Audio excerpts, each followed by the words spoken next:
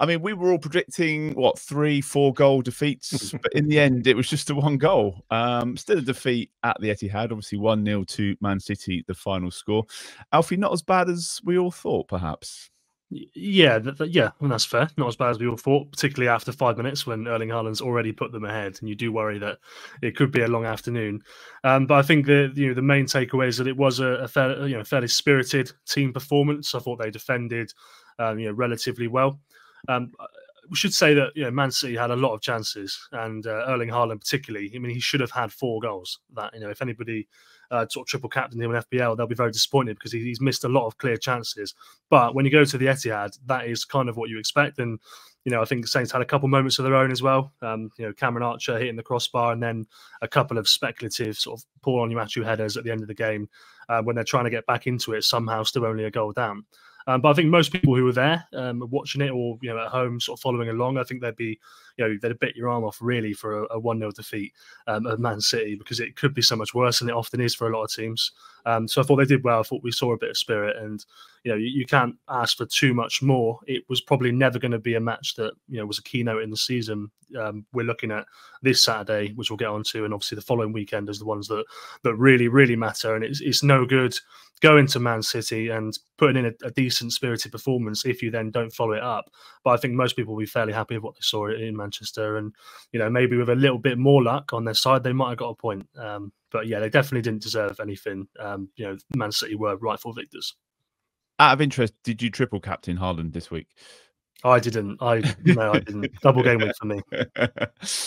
Glenn, as Alfie says, after that early goal, you kind of feared the worst, didn't you? Oh, yeah. I know I certainly did. I thought, oh, God, here we go. This is going to be the longest afternoon ever. But actually, it turned out all right after that. Yeah, I mean, it's kind of similar to the Arsenal game in a way, in that we've gone up to the big club away from home, and we've put a predominantly defensive lineup in place, and it was always going to be that sort of game, and it's just a case of are we going to cave in or not after the early goal?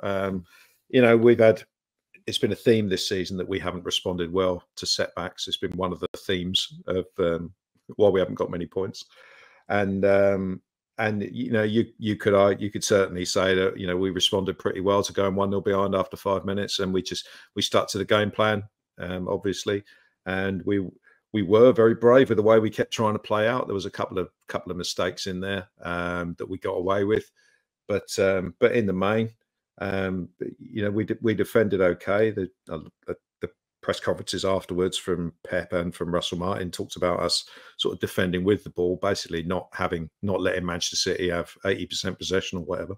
And I think that's a fair point. We did pretty well there. And when it came to sort of body on the line defending, there was some good stuff from Harwood-Bellis, Bednarek, Stevens, Ramsdale in particular. They all did what they needed to do.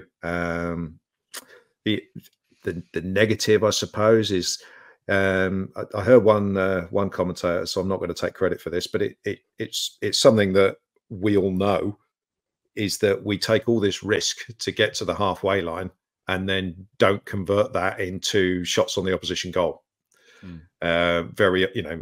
Enough times. I mean, until Cam Archer hit the bar, we'd had 0 shots. And it's I suppose you've got to have one eye on keeping their goalkeeper at least interested. And we had a couple of shots in the second half, but it was only really, I would say, the sort of like 88th minute, I guess, that we kind of threw caution to the wind a little bit. I know he was going to take Jack Stevens off, but Flynn Downs got injured, and we threw him on 3 subs to try and force an equaliser. I thought we were going to sort of flood Tall Paul with the ball. We got one ball up to him, which he headed down, which could have gone anywhere, and we got a corner from it. But I don't feel like we really used him enough. And the 96th minute free kick we had that we didn't put in the mixer was mind blowing. Again, we've got a massive guy up front, just hit it, and eventually we went back to Ramsdale, and he, lost a few seconds, and it didn't go to anyone. But that's not the reason we lost. They, as Alfie said, they are by far the by far the better team. Said last week it's almost ridiculous that we're playing them, given the resources they've got and the strength they've got, even with a few players missing themselves. So, but overall, as far as we're concerned, we come out of it with minimal damage.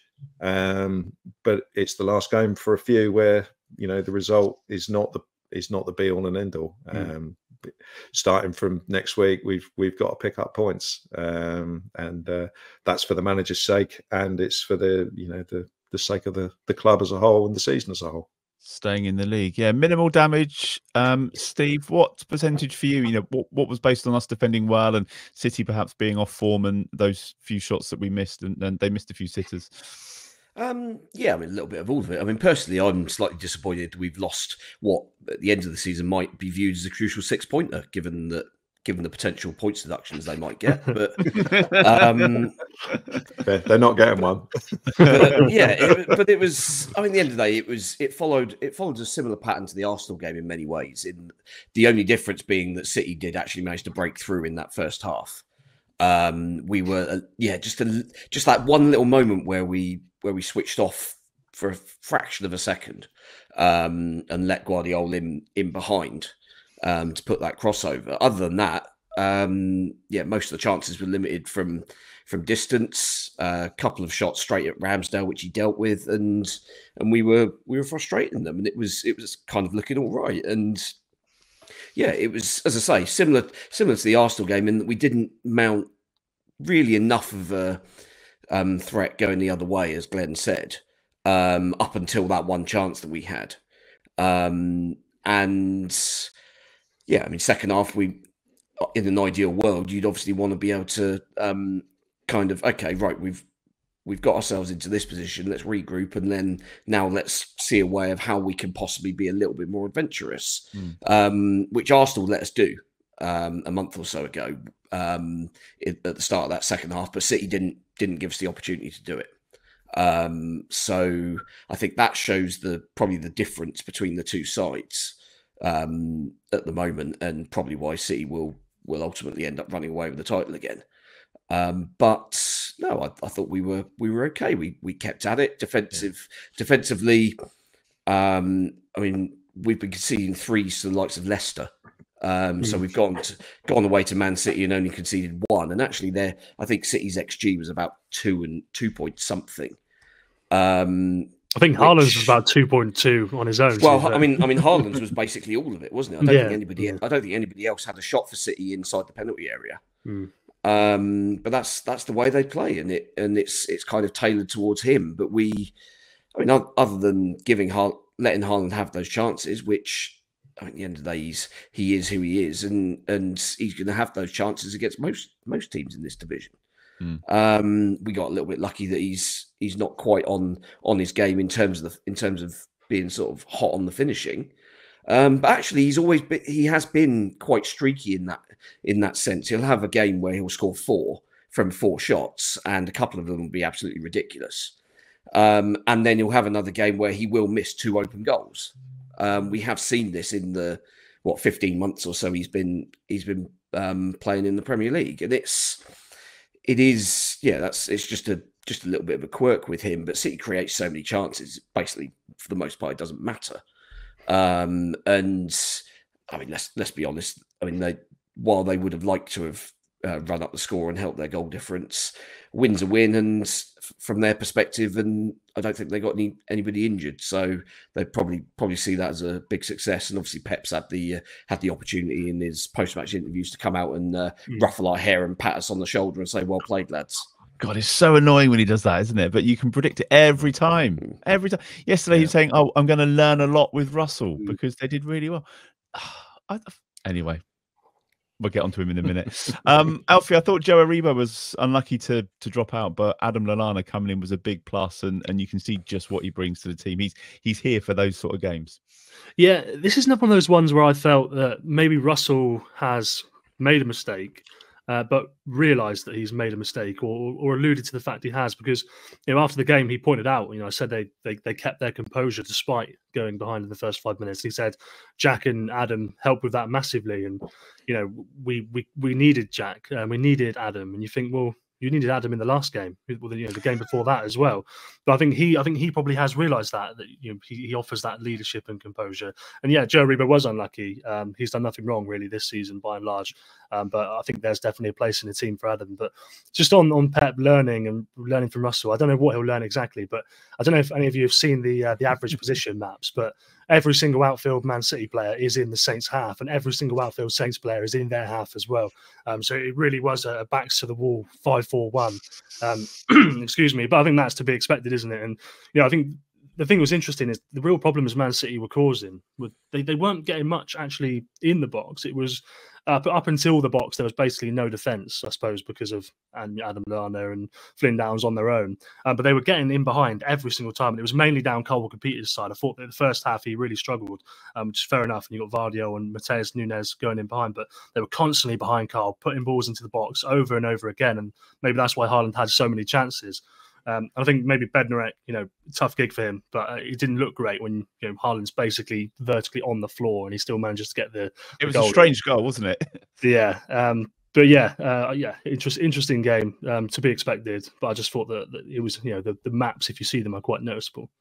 The Lallana thing, Glenn, again, you see when he's like in the referee's ear, he just brings that to the team too, and I think we've kind of missed that a little bit.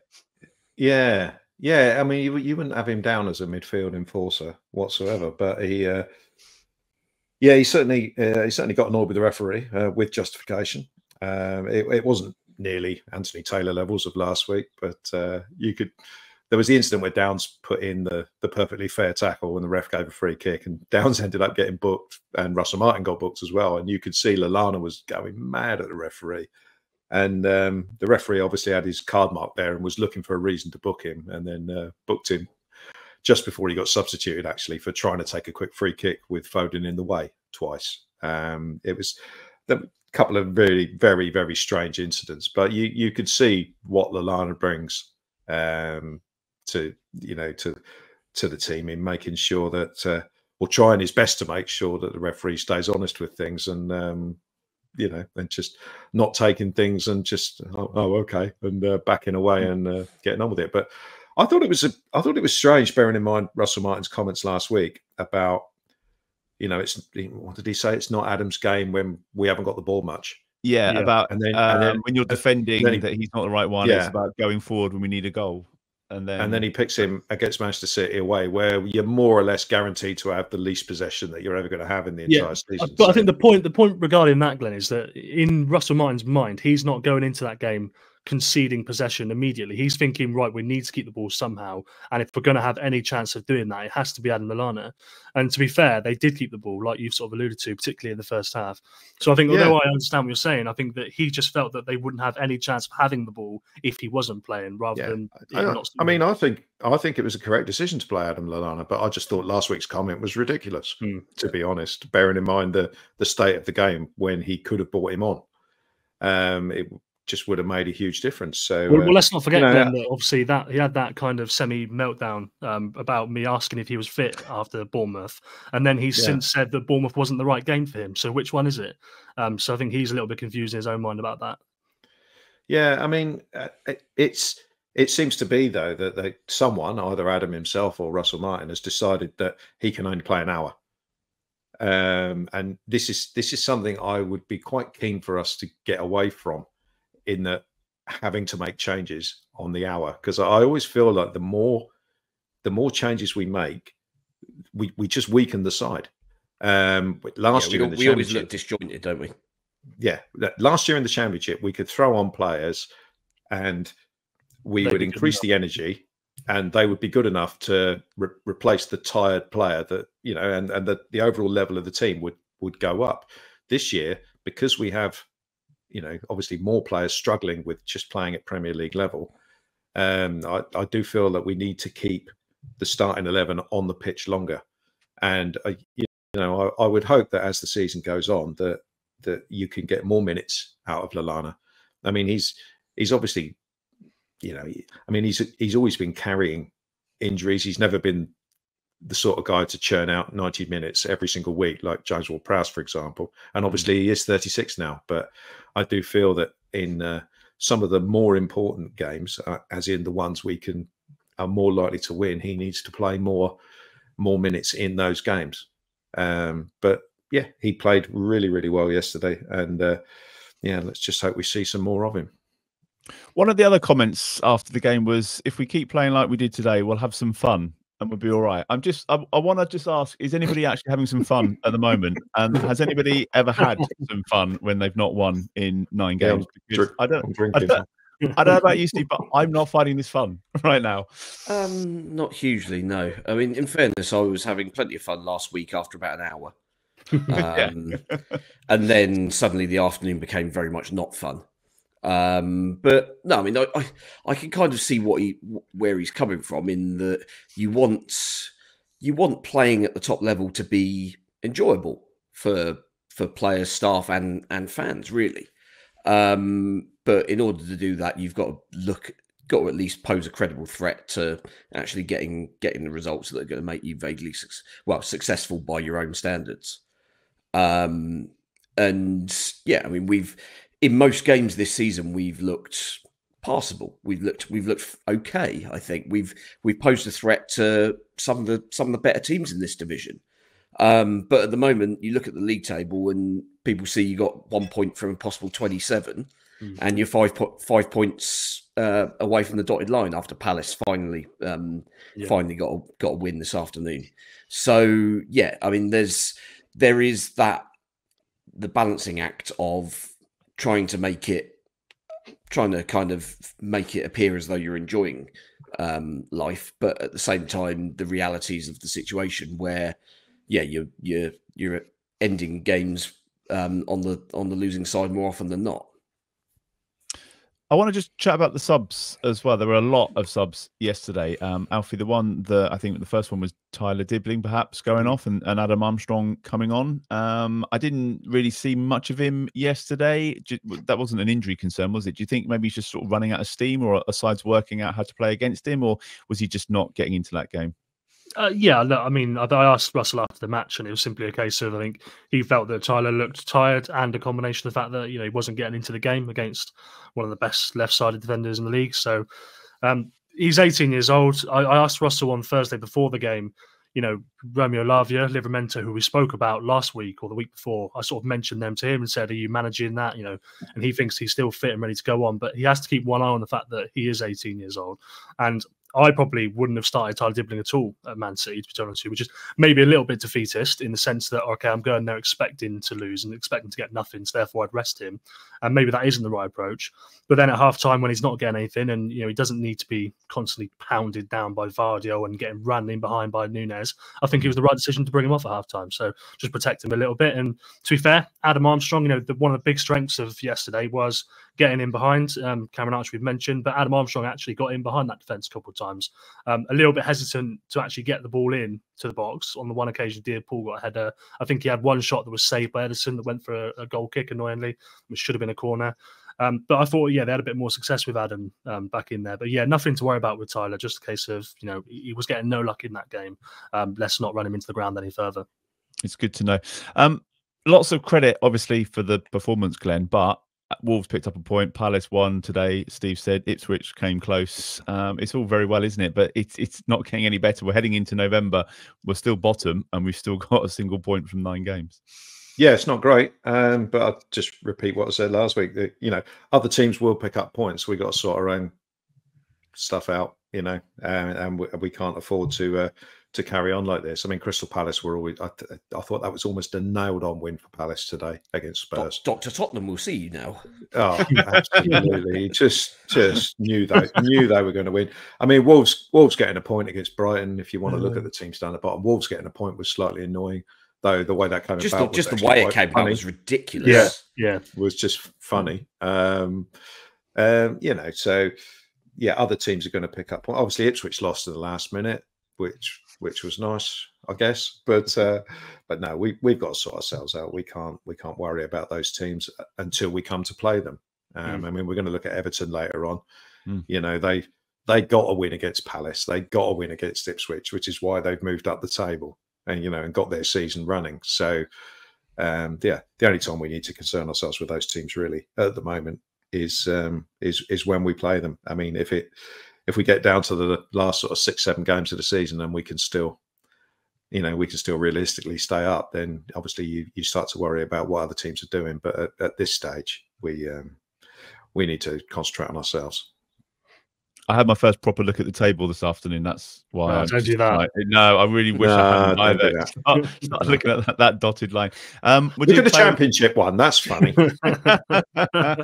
We'll do player of the week in just a moment. Anything else on Man City? Anything else that kind of stood out? Anything else that we can take forward? Some positives? Yeah, look, I mean, Russell's obviously going to serve a one-match touchline ban now because of the yellow card that he picked up. I don't know if we've touched on that really. It was obviously nonsense yellow card, he called it. And I believe the FA guidance has been sent to the club that it will be on Tuesday against Stoke. But I remember he hated it last year. I think it was a game against Huddersfield. He had to miss away. I think he absolutely hated it. So he said it then, hopefully I'll never do that again. And here we are in October of the next season. He's doing it again. That's a point to note. Yeah, he'll miss a game now. Should we do player of the week? I'll just point out that Carl Walker-Peters won last week for the first time this season, which is good. There were a few standout performances. Steve, anybody that you want to chuck into the mix first? I'd probably go with Lallana.